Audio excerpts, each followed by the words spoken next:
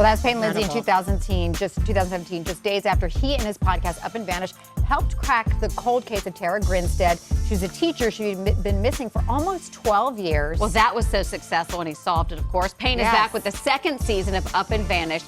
This time, he's going to tackle the disappearance of 29-year-old Crystal Ann Reisinger, last seen in a small town in Colorado in 2016. We're going to get into this story, but first of all, congratulations on solving it and this sort of niche that you found. Why are these true crime podcasts so incredibly popular? I think people have always been fascinated by just a mystery. I think that a true one. A true mystery, yes. People are always puzzled as to how these things can happen, why they're unsolved. It's exactly why I got into it in the first place. You know, it bothers me why I can't figure it out. So you want to figure it out on your own. And I mean, to think that you did the police work, what the police couldn't do, and solve this case. 12 years it had gone cold, and you were able to crack the case. What is missing in the police work in this case now that you're talking about in Crestone, Colorado? And this is fantastic. I mean, it's such an interesting story. Crystal, who disappeared when she was in this drum circle in this small town in Colorado. Tell us more about that case. I think the biggest thing is I'm not really a real detective or anything. Police are better at their job than I am. I think what it is the exposure. I think that cases grow cold, and if you have millions of listeners out there talking about a missing person, you're more likely to find them.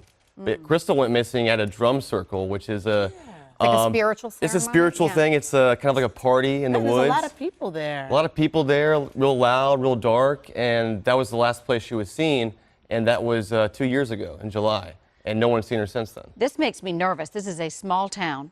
What have we found so far? Because I'm worried about your safety, and I'm being serious. You know, in season 1, I wasn't that scared. The case was pretty cold, and the guys who were involved were far away from there at that point.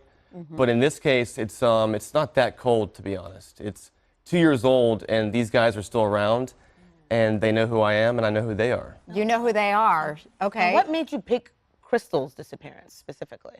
Crystal, to me, is just, she's different. I think a lot of mainstream media doesn't really cover females like her. I thought she was very interesting, and her story did not have any exposure at all. And I thought that being at such a tiny place and such a different person, that we could actually make a difference here. Let's go back to, you said you know who they are. They know who you are. You have a message to them. Can you look to the camera here? I'm so Sure, excited. yeah. And what do you want to say to Crystal's potential killers?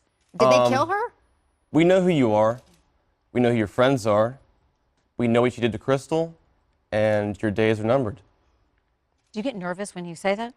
A I just got nervous. little bit. Ooh, Payne, I'm scared for bit. you, Payne. I don't want you to be in any pain, Payne. What do you think the motive was for Crystal? I think that motive's always very tricky. I think in this case, there's just some bad people here. You know, you can't always explain everything away, you know?